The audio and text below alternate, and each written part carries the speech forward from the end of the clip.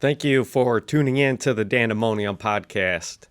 I wanted to do an intro for this particular episode just to give you a little bit of context. So I ended up doing this in two separate recordings before we took a break and then after we took a break. I felt that I was super slow. I need alpha brain or something like that because I couldn't think. I couldn't continue my point and story and everything. I kept getting lost in the conversation to some extent, but through the editing process, I realized some of the things that I have to do.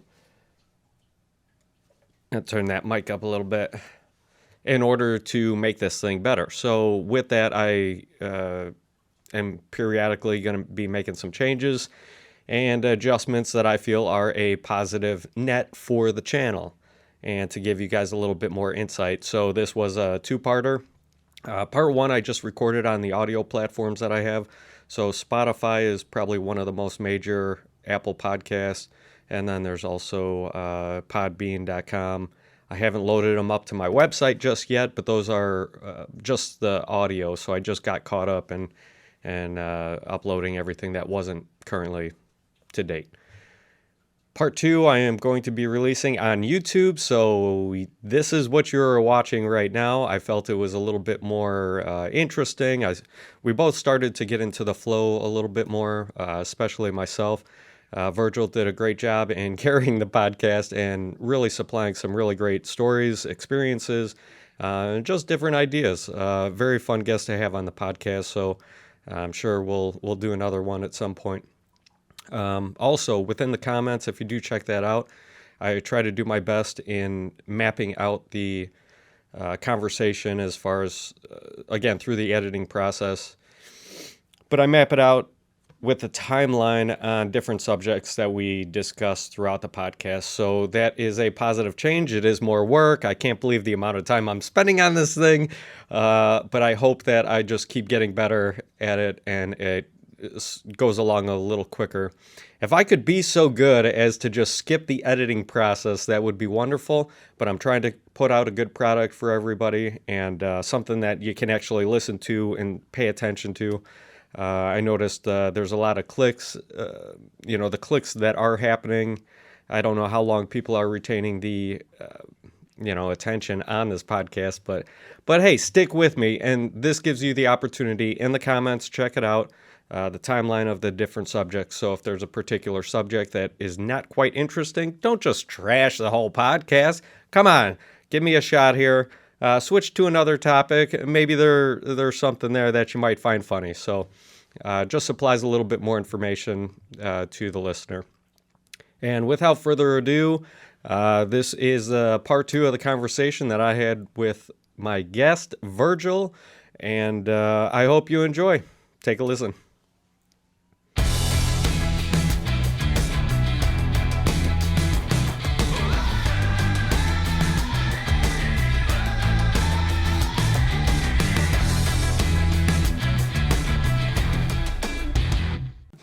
Fucking Team America, what a great movie. Yeah, Team America. It calls folks like you and me.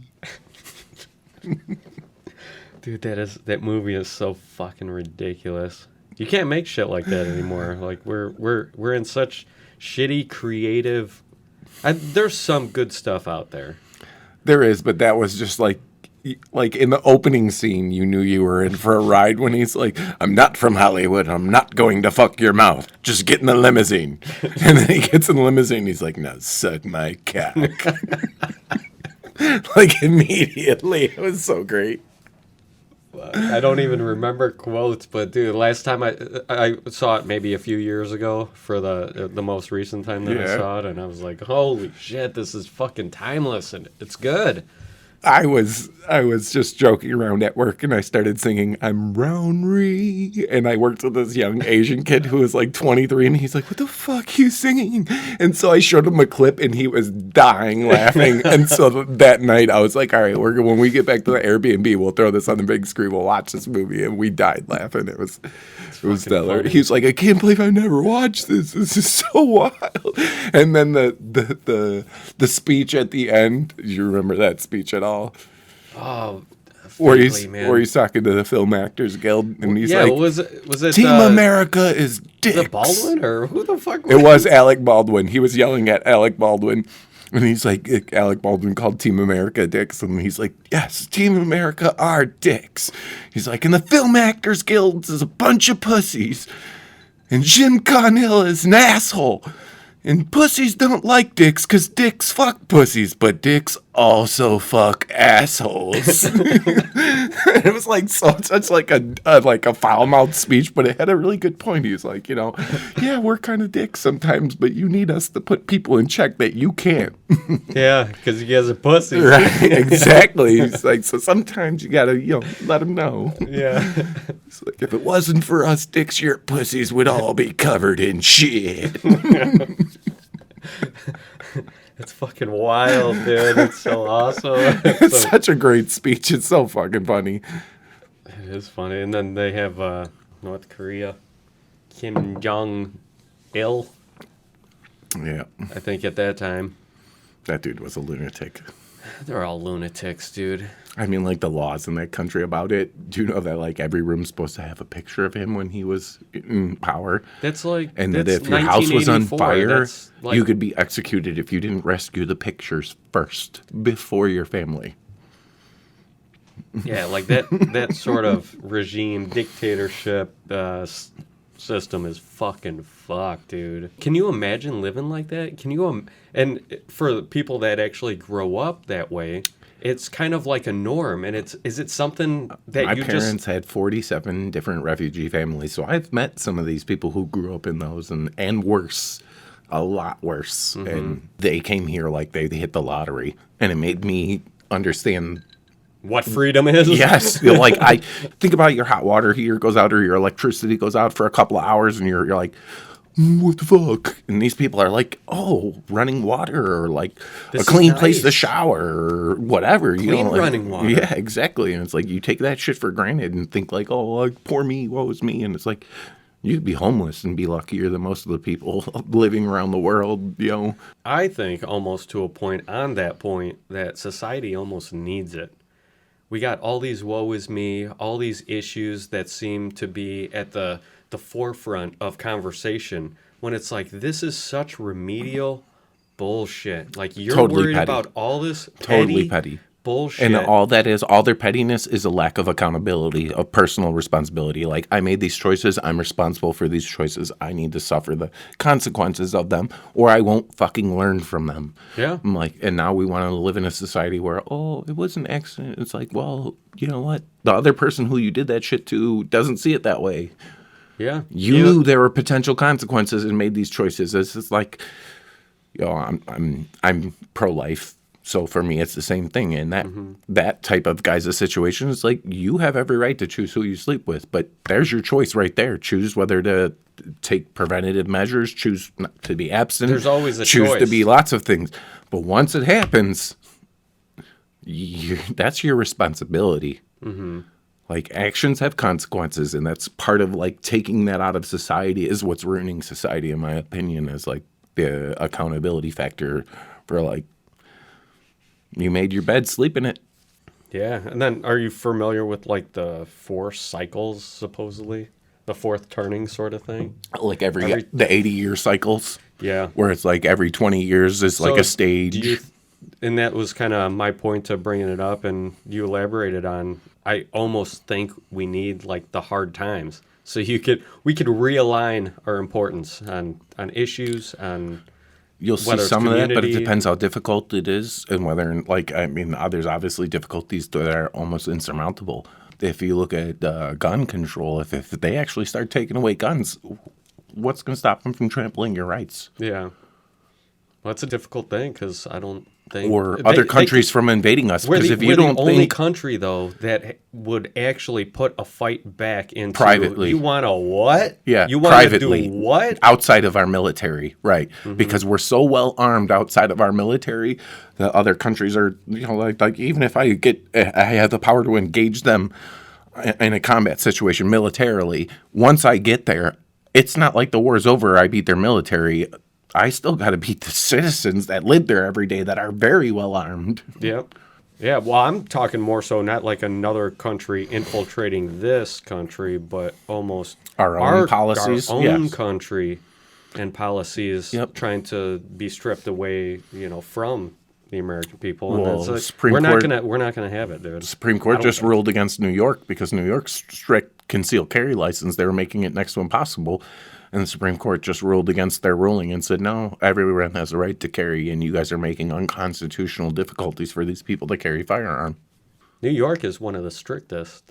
On Yeah, gun they law, are, aren't right? they? Right. And they enacted a law that was making it next to impossible for anyone to have a concealed Just carry. deemed unconstitutional. Right, and they took it to the Supreme Court, and the Supreme Court ruled it was not constitutional, that they couldn't do it, which is a good thing in my opinion. And I'm like, I lived out in Arizona for like 8 years, and it's open carry there. Like everywhere you go, everybody's got a gun. The least crime I've ever seen, the safest I've ever felt. And I didn't feel that initially when I got there because I'm so used to living in Illinois. It was like nobody had a piece. And so you get someplace and you're like, oh, that dude looks kind of sketchy and he's got a pistol on his hip. I'm worried. But then you look over and grandma's sitting right there with her 38 on her hip too. And it's like, Ready to rock and yeah, roll. she's like, go ahead, Sonny, try something. I I got got my eyes on you, yeah, boy. exactly. I'm watching. And then you start to realize, well, yeah, there's pretty much everybody in here has something on them. So no one's going to act out of line because they know everyone's going to react to them. Yeah. Their statistics even showed that because they had a huge carjacking problem. And then they allowed open carry and it almost disappeared overnight, pretty much. Yeah. That is a huge misconception. People, they expose and try to exacerbate the bad gun incidences, and then they use that almost like a crutch to be like, hey, what we need is more gun control. No, when in fact it's the exact opposite. Like, what we need is less gun control so more good people have guns. And what are you going to see? You're going to see crime go down? Yeah. You're gonna... When was the last time you saw news, any major news organization have a story about someone who used a gun to defend their home, their family, and their property? Right. I do see them. It's looked at negatively. People say, oh, your things matter than someone's life. I'm like, no, that person thinks Made a things decision. matter They have more a than their choice. own life. They have a choice. I have the right to protect my shit, and you knew that when you broke into my fucking house. So Right. you thought things were more important. You knew the That's consequences of coming through my door that, hey, son, I like guns. Whether you If didn't come think here with about it, malice, you're too stupid, or you just Not don't my give problem. a fuck. Not your problem. my ex-wife's grandmother was the lawyer for the Mojave County Sheriffs out in Arizona, and so she was like basically the person who Wait, wrote who up was? I'm sorry. my ex-wife's grandmother. Okay. And the first thing she told me when I moved to Arizona was she gave me a piece, and she says, anyone ever comes in your home and you put them down, go over to them and put 2 in their head. She's like, don't leave someone limping or wounded on your property. Finish the job you started. And she said, because people will sue you or do all kinds of loopholes, but you have the right to defend your property. And if anyone ever comes in, they have malice intent. They do say, dead men tell no tales. Exactly. You can't lie. You can't be like, hey, I was invited over here. You know what I mean? Whatever You're the fucking situation. gone. Yeah. You took that choice. You took that risk, we'll say. And there because was it's a lot of methamphetamine problem out there. I did have one Really? incident of someone creeping outside the window that we caught outside the window. He got away. We didn't, but he was literally like, it was about 11:30 at night. And I could see out into the yard because I had the blinds barely tilted. And I saw some weirdo out there, some tweaker person staring through the window. It creeped the shit out of me. Yeah, you arm up. Well, it was outside, so he didn't actually. Well, he I or she or acted whoever like didn't- I didn't see anyone, walked into the hallway, called the police, walked back in the room, armed myself. Yeah. And then the cops showed up and they didn't see anybody. But when the cop got there, my dog almost attacked the cop because obviously the dogs are pretty good at picking up your mood. You know what I mean? So like the dog could sense I was on alert. like ultra high alert. And so I had a German Shepherd named Gus, and he was like, "What's up, dude? Something's up. I could tell. What are we doing?" Yeah. And then the cop shows up in all black, and he like kind of lunged at the cop. Luckily I had the leash on and stopped him, but like even that it was weird. Probably lucky that the. Also, Didn't that shoot the him. cop didn't shoot him. Yeah, exactly Like, why get I'm the like, dog off thank me. God I had him on the leash because that crossed my mind immediately. Like, Yeah. like yeah, the dog was on high alert and ready for okay, action. Okay, so shit happens. Well, whether it's somebody made the choice to break into your house, boom, that's a risk. Well, even if it's like a cop responding to a call and there's a dog that then decides to attack them, like, I don't necessarily think that they're in the wrong. There's a threat. Right. Agreed. The whole thing, Agreed. you know It what I is mean? your It would be responsibility as a sad. pet owner to put yourself in a situation where that's not the issue. Basically, why I had the leash on, because Yeah. I knew my dog knew I was like freaked out, like heart racing. Like this, it's a super creepy feeling to like look out your window and see someone's literally standing there looking in at you when. For That no is reason creepy. at like 11:30 at night, dude. Like Yeah. I went into like cold sweats immediately. My hands were sweaty and clammy. You know, I'm like, yeah, I was freaked. Fucking man. nerves are going. Yeah, You're like, what the my heart's fuck racing, is and about to I happen? can only or what imagine is all the going- pheromones I was putting out that my dog was picking up. You know, like Yeah. I know I was secreting all kinds of pheromones in the air that he was like, oh shit, something's about to go down. Like I know this ain't a normal thing that happens for us. Right. That was the only Normal incident kids. around that dog that I ever got freaked out, and he was ready to rock, dude. He was a solid guard dog. He's Gus. like, let me at him, son. Yeah, that's awesome.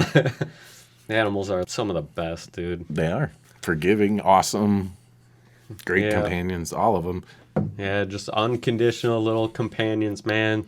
It's so sad that they live so much shorter than us. So it's like, but that's so some much of the better growth. than us, Like though. without adversity, right? Where do you see the positive? Without the negative, where can you see the light and the positive? No, And- exactly. And I think they're kind of an example to us, because especially if you look at like traumatized dogs and their recovery, it's like they never even fucking think about their past trauma. They're like, you I'm love me so now? happy." Awesome. Let's rock, buddy. I'm your dog. Let's do this shit. And it's like, I you wonder know. how they think though too, or do they like contemplate like, oh man, it was really shitty being back in. well, if you look at some of the rough rehab videos, usually like some of the longest ones I've ever seen to take like some of full that. recovery is like a month. But I'm like, think about the worst trauma you've been through in your life, and then imagine that being capable of getting over it in a month. Right. It's awesome. You know, it's like, yeah, It's like taking shrooms, Yeah, dude. It's like exactly. I just took a macro and I'm ready to roll, move forward with this thing, and positivity and light. I wonder what happens to like animals when they do that, because you know they eat that shit in the wild, like mushrooms growing on the ground and Right. shit. Like, I'd like to know like what the quantity of animals and what types of animals are Well, like it's- regularly consuming It's something not the like same, that. but you can go out and I think see a cocaine bear. Yeah, I saw that. Did you see Based it? on- no, I didn't see the movie. I saw the tile for Oh. it on the streaming, but I have read about the actual story about a grizzly bear who ate like 2.5 kilos of coke. It only processed like 2 grams or something like that, but there was like a pound in its stomach's like solidified. Dude, I don't fucking. Are you gonna go see that movie? I'm not going to go see it. I might watch it for a laugh, because every Yeah. now and then I do get in quirky moods where I'm like, I know this is a B movie, but I'm going to just enjoy it for its craziness. Just Fuck it. for its wild idea. That's where we're at. We are so fucking shy of creativity and unique ideas, where Cocaine Bear movie sounds pretty fucking And got entertaining. funding.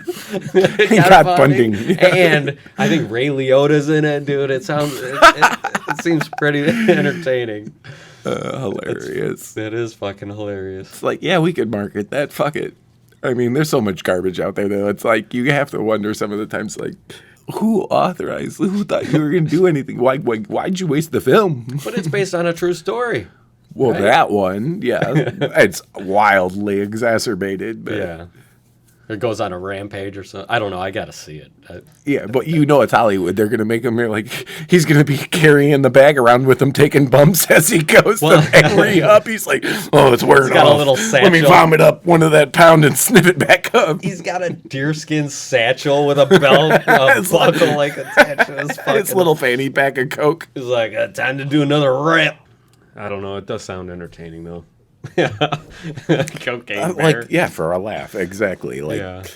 not something I'm watching to be like, oh, what can I grow from this storytelling experience? What I was going to say is that I don't know the real story to it, so I'll just watch the movie take that false Hollywood story for true and be like, dude, you know what happened? Be like, that will be my true story in my brain. That's what it does, dude. He got the coke, went straight to the strip club because you can't do coke unless you got a hooker's ass to do it off of. It's like, him and this hooker went and ruined the whole town. It was crazy. Rampage. She was riding the bear as the bear's rampaging through the city. Wild. I was seeing on Twitter. That I think you enunciate it right the first time. Yeah, it's what it is.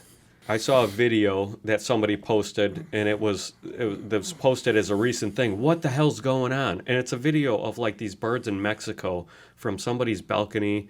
They're like on the power lines or whatever. All of a sudden, they like half of them dropped. They all like drop to the ground. Half of them fly back up, and then there's like a bunch of dead birds. It's like, what's going on, dude? This is 5-6 years old. It's not like this is old shit, you know? So it's recycled stuff. If you haven't seen it before, you might see some of these things and be like, what the fuck? I saw 2 videos where there was a bunch of birds congregating in like the streets.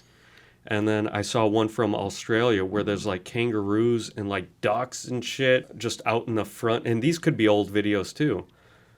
But it's like, if they are new, the whole idea, and in the comments somebody had mentioned like, oh, there was an extreme polar shift, magnetic shift, polar shift of, you know, the magnetic field and all or this, like solar all these flares do that and to our magnetic field's pretty bad.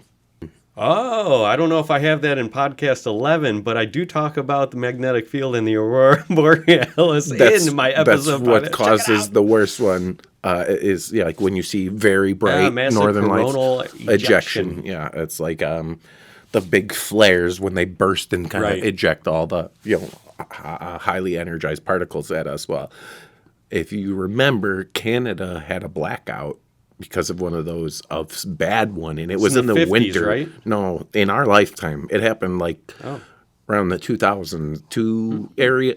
I want to say it was like right around there. I remember this, but like a large portion of Canada was in the middle of the winter was without power for like a week because it fried all their shit.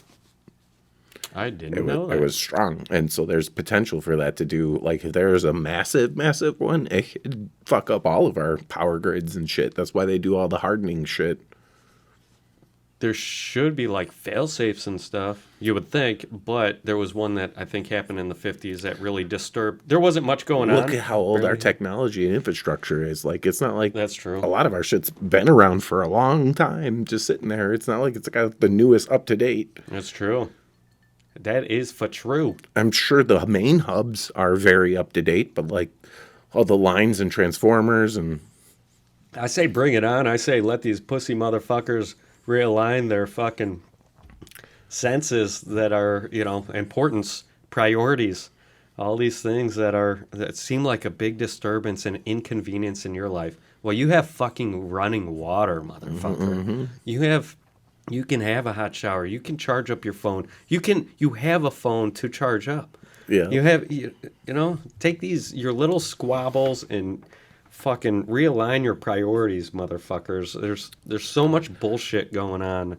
Anyways, not to like drown it. No, I think you're right, because I think most people don't know what real hardship is. Like I have no clue. Right. And I could say that from talking to some of those refugees who had that super hard. Yes. And for me, it's like, even though I've heard it from you, I have no concept of what it's like to actually have to live that. Like, you could explain it to me, but it doesn't even minutely come close to what the experiences of living it is. It doesn't come close to the experience, but somebody that is a functional, reasonable human being can even listen to that sort of thing, I think, and try to, as much as you can, put yourself in that perspective or think of it and have the astonishment of like, wow, that is fucked up.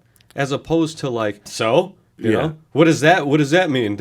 Agree. You have no fucking idea, probably. And every time I hear someone whine about something remedial, I think I with 100% certainty, the most 3 difficult lives I've ever heard of in my life, personally, were the Lost Boys of Sudan, 3 refugee boys who came from Sudan to us. And the story they told me was like the most heartbreaking thing I ever heard. Can you share some of it? Or are you gonna? Oh, sure. The Saddam Hussein regimes was sent into their village. This was years ago, and essentially murdered all the adult males in the village. So his kill squads went in, house to house, gathered all the men and the families in the street, executed the fathers in front of their children. Like these 3 little boys saw this, took their sisters and raped and slit their mother's throats. Literally do it. One of them had his mother fall on his feet, and she bled out on his feet. And then he was lost in the wilderness for 5 years, like with hyenas, and fucking watched his friends die. That is for real. Fucked up. And then they came to the U.S. They didn't know their birthday, so no one knows how old they are. They just approximated their age based off the way they look. All of those refugees from Sudan are all January 1st is their birthday. They just assigned them one because they have no idea when they're born. All 3 of them are happy, married, and successful. Tell me how that happens when they came here when they were essentially like 17, 18-year-old boys from the worst trauma in the world and could literally spend the rest of their life complaining about what they've been through.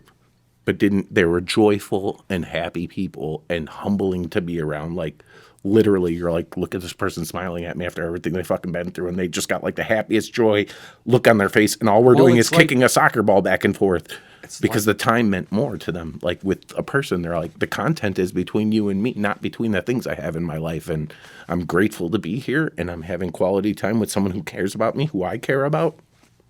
Right, and then you put that in perspective, and you're like, it's fucking eye-opening. Because I can't even fucking imagine, dude. That's horrific. That would ruin me for the rest of my life. I'm not even going to pretend to be as strong as them. If that shit happened to me, I'd probably be like buried in heroin or alcoholism or something to try to cope with it.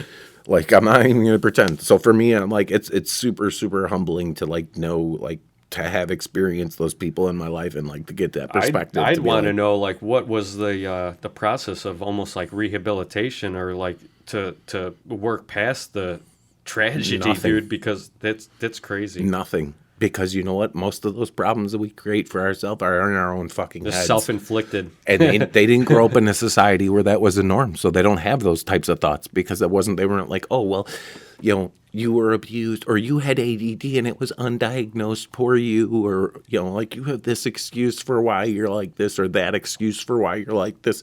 There was no fucking excuses for these kids. It was work as a part of the community, serve your community, serve the people you love, and hopefully we'll all have a better life. And they didn't have shit to piss and moan about. They weren't infected with all of the modern conveniences to diminish what it meant to serve each other. Mm-hmm. Like most of our stuff is done by strangers, not for them.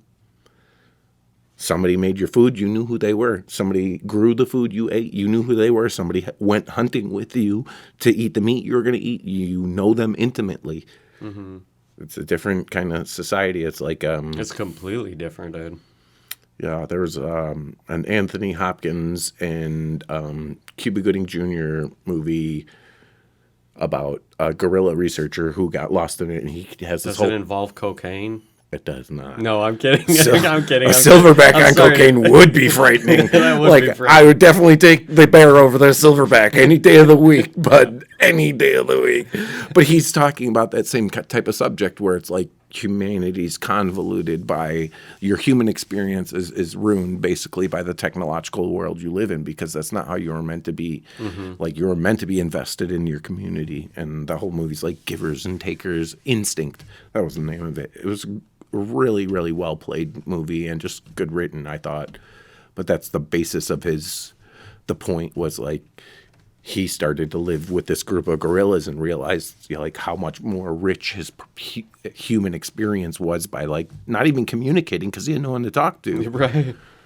Just in the herd, if you will. And that's based off a real gorilla researcher who got lost in the wilderness. That's interesting. For 11 years, he lived with a herd of gorillas and then was found. I think there's something to say about, I heard something at one point that was something along the lines of like the people that have the least appreciate the most sort of thing. You know what I mean? There's something to that fact. Well, do you think that they appreciate what's valuable the most, because with nothing, there's greater they see value the or- importance of what's really important. Because if you don't have shit, the only thing that's really important is the people around you or those connections. The more you add to this life, technology, distractions, news, It seems to take away chaos, from our human experience. it takes away from it, man. Right. I There's, agree but with there's that. no turning back. There's like no way to turn back that clock. Dude. True. So True. it- I mean, it if you were to tell someone, "Oh, I'm going to take my kids and we're going to go live in the fucking wilderness off the power grid. We're just going to hunt, fish, and live in," like, they would think you're nuts. they take you to jail. They'll be like, "We Yeah. need you evaluated." You're right. They would think you're nuts. We're taking your kids for a month until you're free and clear from your evaluation. But that's freedom. That is freedom. That's real freedom, And I that's think it's worth real the life. cost of That's real sacrificing humanity. most That's of this real stuff. experience. Agreed. That's where the realness is. The simplicity, man. Damn. We've do. lost it. We've lost our minds, dude. Yep. I fantasize about tribal life sometimes, and I'm not to say that I'm not grateful for all the nice things we have in entertainment and everything else, but like part of me feels like a tribal society where it was like really just like your tight knit little community. You had to hunt, gather, grow food. Yeah. Seems way richer to me. Like there's an appeal to it that I don't know how to describe. Yeah, I agree with you that it's not like I don't like my conveniences. I'm not here to just complain and be like, you know, I don't want running water because I feel like my life would be richer. I like the fact that I have running Right. water, but I still appreciate it. Dude, I went on a quick, small little tangent here. 2 weeks on the Appalachian Trail. Or the Appalachian Trail is like 1,200 miles or 1,500 miles or some shit. It takes like 6 months if you do it continuously. I just did 2 weeks. And that was a crazy experience because I was Where? I was Where'd at you the start? start of it, so northern Georgia. Okay. And didn't quite get into like the Smoky Mountains and Tennessee. I think it starts getting a little bit more intense. But it was 2 weeks. I forget how many miles that we actually made it within the 2 weeks. I went with a friend, and I was staying in Florida at the time. But long story short, when I got back, just through that 2 weeks, stayed at like a hostel, so there was running water and stuff. But there's nothing like coming back to your own pad. And like I literally, that last week was some of the most grueling because my body, I wasn't prepared for it. I didn't train for it. And like it started to, like going up the mountains was nothing. It was coming down the mountains. Hearing you describe that experience being away from your amenities, and I don't mean this derogatory at all, but it almost sounds like drug withdrawal.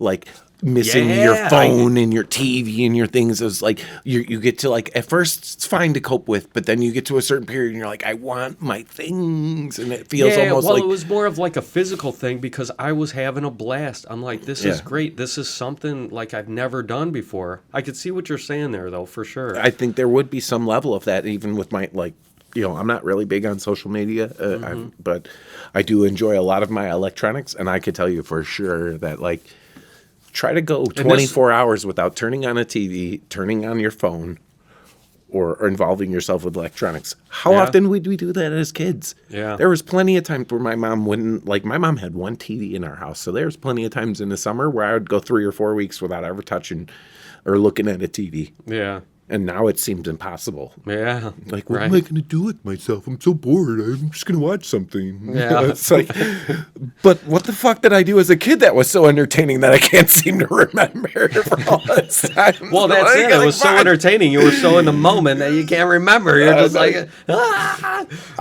We didn't do shit with electronics. Like, it was a treat to go over by your friend's house and play like Sega or fucking Nintendo TurboGrafx 16. Right, right. Oh, the new fucking Mario Kart's out. But this was even like 10 years ago, I think. And but I got back to the pad, man, and I was like, I turned on the faucet, and it was like Castaway, like he's rescued, and he's come back. He's like lighting the lighter. I like literally, I had a moment of like just perspective, dude, and it was pretty fucking powerful. It felt powerful because, like I said, it was unlike anything that a lot of us experience, and we're so used to being in our conveniences. But walk away. But I had such a appreciation for being out there. I can understand that one. The was like, longest this I ever is- camped was 3 weeks. And so, like, yeah, you still have running water because you got showers at the campsite or whatever, And they had laundry if you needed to do laundry. They had, like, laundromat area, too, or whatever. But I spent pretty much 3 weeks with no electricity, just cooking out of my cast iron, and Yeah. it's gnarly, different. but it's hard. The amenities are like cut down a notch, but when you're out there, you got the only thing that you have to survive is whatever you're carrying on your pack, dude.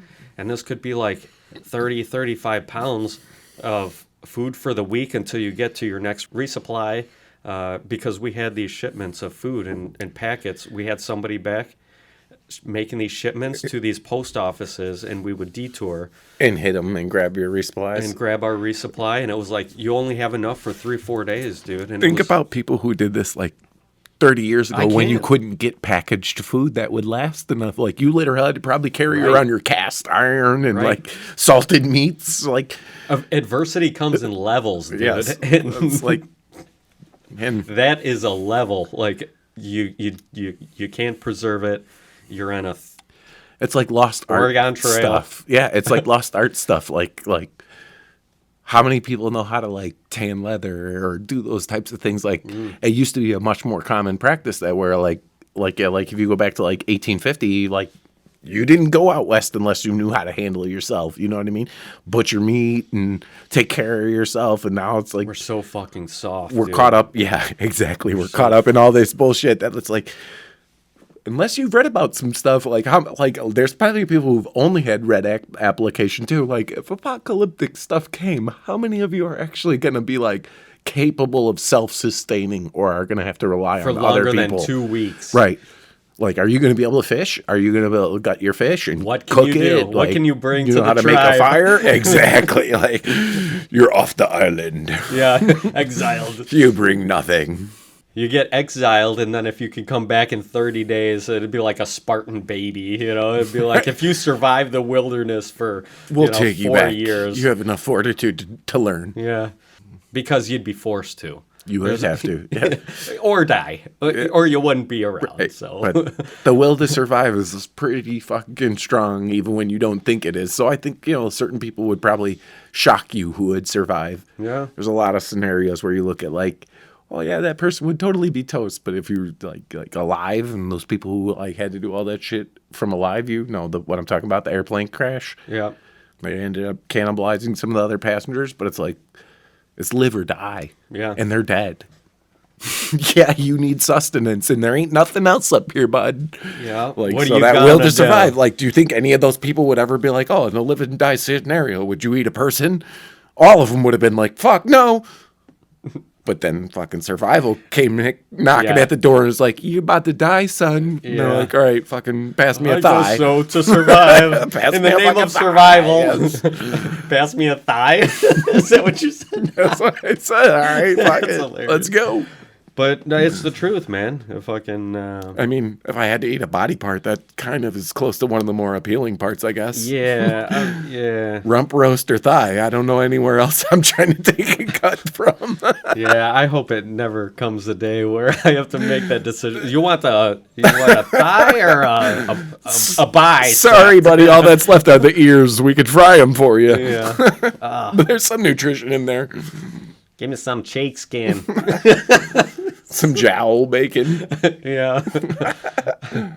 Man, that'd be rough, dude. Yeah, people are amazing. It's like sometimes I read. I don't about, know like, if I'd give them that much credit. Amazing. I don't know. People are something. Eh. No, I'm the just right kidding. scenarios, man. There's some shocking people out there, dude. Like, ice Oh, as dude. You far ever as, seen yeah, like that pushing- ice dude who's like could stay in ice water for like 20 hours? You ever see No. that dude? Oh yeah, look him up. He's nutty. He did it because And he's he lost alive? his wife, and then he was exposed himself to like cold water, and it seemed therapeutic to him. So he started doing it all the time, and now he like holds tons of world records for like longest person to survive. He goes out in like the mountains with a wet towel and dries it on himself. Like he knows how to control his internal What the temperature, kind of. I have never heard Bro, of it'll this. blow your mind. Find him, but look into it. And How do I you'll even freak start? out. You got a name, or what do I look I think- up? Iceman? Yeah, pretty much. The you know, like, Iceman? yeah, pretty much. And you'll see videos on this dude. I'm like, there's another case about a woman who swam between Alaska and Russia in water that would put you and me in hypothermia in like 90 seconds. Your body would be catatonic. You couldn't even swim. Your muscles would lock up. And she swam. Like, like 7 kilometers in it. But she trained for it. So she lived in Alaska. She started sleeping with no blanket. Then she started sleeping with no sheet. Then she started sleeping with her window open. Then she started sleeping nude with her window open. And literally her fat cells changed to be more like blubber. That's conditioning. So she conditioned her body, which is like an amazing feat of like how adaptive your body is. It is. Then she was able to swim there. And so she swam from Russia to Alaska. And when she got to Alaska, she was 2 kilometers off where she had intended to hit the landing shore. Mm-hmm. She didn't get out of the water. She swam up those 2 kilometers. It's like insanity how strong your body is if you condition it properly. You know, and that come full circle to around to the conversation that we're having, right? And adversity and this and that. So we're only as strong as our most difficult times, right? Perhaps. So it's like if you're used to all these conditions and you're so soft, but then she started putting herself in different conditions. Intentionally, and like open right, the window and now you're going to sleep, or Iceman or whatever. Dude, that is crazy. It definitely speaks for the strength of the human condition and mind and the fortitude of mind. So like strength of mind, the will to have something the way you want it. It's like there's people who do it. It's insanity. You know, and that's one of the reasons I love podcasts and shit. I like exposing myself to these new like ideas, and again, really appreciate you even coming down, sharing these stories, and giving your time to do this thing. But listening to other podcasts and, you know, exposing to these different stories where it's like, all I can do is try and put myself in the mindset and really immerse myself and mentally into what would it be like, even though the physical aspect of it might not be there, but it keeps me humble and appreciative of like, even though I do have it easy, I still recognize, for the most part, I have it easy, but I still recognize that it always could be worse, and don't discredit that because it probably will get worse. If we run out of electricity, the power stops for, dude, I think it takes 1 month before everybody, less than that, dude, before people lose their shit. Agreed. Because, I mean, like, look at people who can't handle a remedial job. There's plenty of them out there who can't do a remedial job easily. Yeah. And then they want a huge wage to do something that basically an average 8th grader could take care of. Yeah. You know, it's like, I'm sorry, your worth is based off of what you bring to the table. So if all you could do is hit a button to drop fries, I don't know why you think you should be making the same as someone who operates a forklift. Right. And because $15 an hour is what forklift operators start at, basically. And so it's like they have to be certified. They have to, you know, they're working around, you know, safety of other people. They're endangering, so they're putting themselves in a more stress situation. But like, yeah, it's like an average wage for like a starting forklift driver is around $15. And it's like, wow, that's what you want to make because you hit a button at McDonald's? Sorry, I don't think you're worth that. And if you want to make a career out of it, it doesn't sound like you think you're worth that either. Because otherwise you would invest in yourself and do something that's worth more. Nah, man, I got plans to be a major TikTok star, and I'm gonna do some, you know. Have you ever all heard these females doing these fucking booty dances or just these lame ass like fucking dance, and that's it. All you need is some tits and ass, and you could get a sponsor. You could be making money, dude. TikTok is gonna elevate your fucking post. You'll be a star for a very short glimpse of moment, and it goes away. Those are the same exact girls that tell you, why don't you like me for anything more than just my body? Oh, yeah. Well, because that's all you're bringing to the table. Sorry. But I'm like, you know, like the girl who's not doing that, she doesn't think of herself that way because she knows what she's bringing to the table. Like actual value to you. You like enrich your life type shit. But like literally you dance for strangers on the internet to get clout. Yeah. What are you offering? Mike, what are you offering? Do I really trust you when you're going to have like literally 1,000 guys every single day on a thirst trap for you? to be like, yo, baby, I'll fly you out to here. I'll do this for you. Right. Like, Because there's so personally, many messages. I will never bet. invest effort into you like that because I understand that that's not what I want. I don't want a girl who wants everyone else's attention. You have to understand your values and morals are quite a bit more aligned than some. Oh, I didn't say I wouldn't smash the girl who dances for Oh TikTok. no, I know. I'm just saying I wouldn't date her. Right. Agreed. I'm like, there's plenty of them that are very beautiful and very attractive. I know, physically, it gets me to click. But emotionally, I'm like, gets me a little more than just clicking. Yeah. But like, yeah, like what I'm really looking for is a woman with substance and content. You know, someone who's bringing something to the table and helps me like grow going out in the push. wilderness and fucking tanning that deer hide. Yeah. I'll kill that hide. I'll kill that deer. Let me see you clean it. You fucking Gut it and clean it. Yeah. Bring something to the table in the apocalypse. Because that's kind of, I don't know. Let's hope that everything is good and fine. And I wonder what the opposite of that is, because like I don't really see, and maybe that's because most of my social media profiles are a male. I don't see dudes acting that way to try to get women on a thirst trap. Right. Like our thirst trap is like a picture of us next to our Bentley or our Ferrari. Like that's how dudes do this ass dance, like girls do. It's like, I got money, come talk to me. But right. It's all clout in a different way. It is clout, right? So like.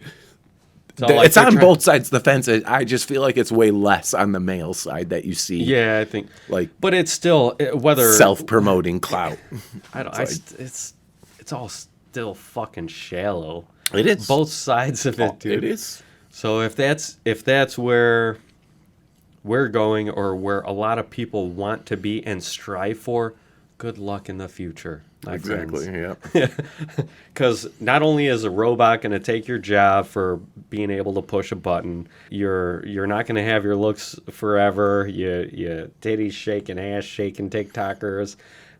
Your Bentleys. You can't go to the grave with your Bentley. I mean, you know the sustainable jobs with even robotics and all that crap. You know what the sustainable jobs are? All the blue collar ones, mostly dominated by males. Iron workers, like, yeah, maybe some of that can be done by robotics, but there's some of it that can't.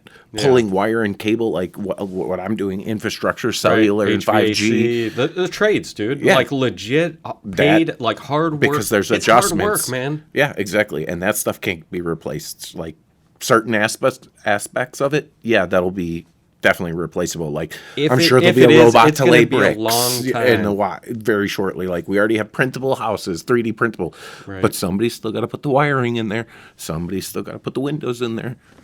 Yeah. You ain't printing glass windows in a concrete structure. You know what I mean? Like there's still plenty of shit in that field that needs to be done manually. We got to figure out the ways to, or maybe AI can help us out with this, or destroy us, manipulate the environment around us in certain ways that we electrically self-assembly that we have no fucking concept of, like self-assembly programs where it's like, oh, I'm gonna just put these energies and these sound waves in this direction and it'll auto-assemble a car for us or whatever the fuck.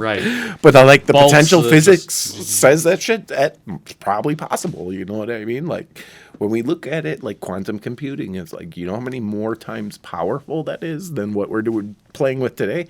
Now imagine an AI running on that. Mm-hmm. Like, fuck, bro. Who knows what we're doing? Yeah, no. I don't necessarily see it as a bad thing. I mean, like, the one aspect I feel of, like, we're in the middle period of, like, we were talking tribal society for a while there. Mm-hmm. So, like, I think there will be a return to that in a different type of way when technology gets so good that there is no need for a labor force anymore. So everything is just creative. So, like, the only thing to do with your life is to pursue the creative side, because now all the laborious side is done by robotics. Got AI art too. That's almost way better than anything I could produce. You do, but all of it is inspired by an initial prompt. Like, make me a painting based off of this idea. So it's still a human idea that the AI is operating off of. There's not... It's taking instruction. Right, and it's feeding off of our basis. So when you tell a computer, even if you just tell an AI, make art, it's going to data pool all of our art to begin with. Yeah. It's not like it's going to be totally secluded off of all that and have no And- concept of what right, art is, it's and then pulling start making references, art for you.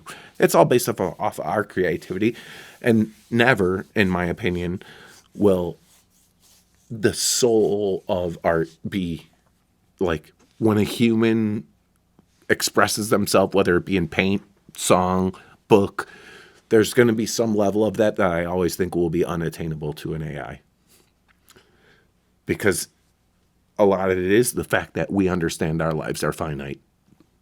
And so the preciousness of it, like when you're an AI and you essentially can be updated and kept forever, like death and the looming of time doesn't seem to have a consequence to you. Right. So like a lot of our art is motivated by the fact that time is so precious to us. And so I think point. that's something that AI would struggle with because it's infinite. Like once it's up and running, as long as It it's doesn't, conceive the concept of death, right? It could and be time sustainable forever once it's started. Right. You know, like we AI could transfer you to a is new time. computer, right? Well, it's crazy. It's like, It is crazy, dude. how could you ever understand something with such a short span? I agree, dude. I think that is a fucking great point. And there's several points that we had talked about throughout the night that I didn't even like have a concept of or like, what? So that's fucking cool. So let me ask you one question and we'll probably wrap it up here. Sounds good. But if the U.S. U.S. and or the world are on a certain direction, what movie would it be? Idiocracy, hands down. I didn't even have to think about that one. It's just like, look at who gets famous on the internet. It's always the dumbest little videos. It's not the person Right, it's trying the to ouch educate my you. balls. Yeah, It's the exactly. ouch my It's balls, shaking fucking my belly, like- Exactly.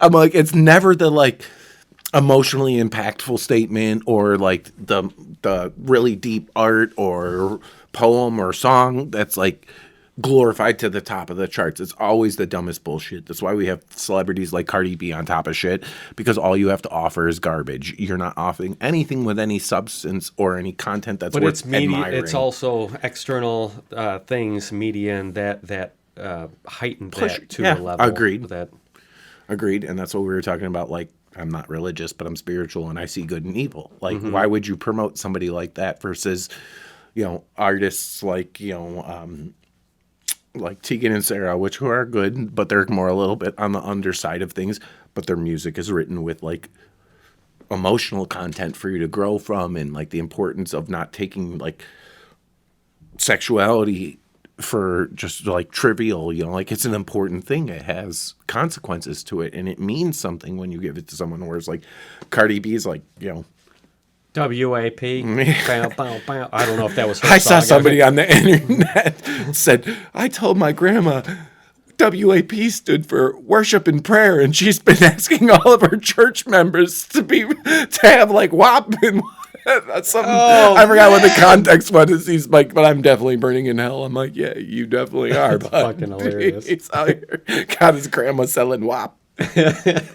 I really appreciate it, man. It was a really great time. Would love to have you back on the podcast if you're willing to, sit down, have another conversation.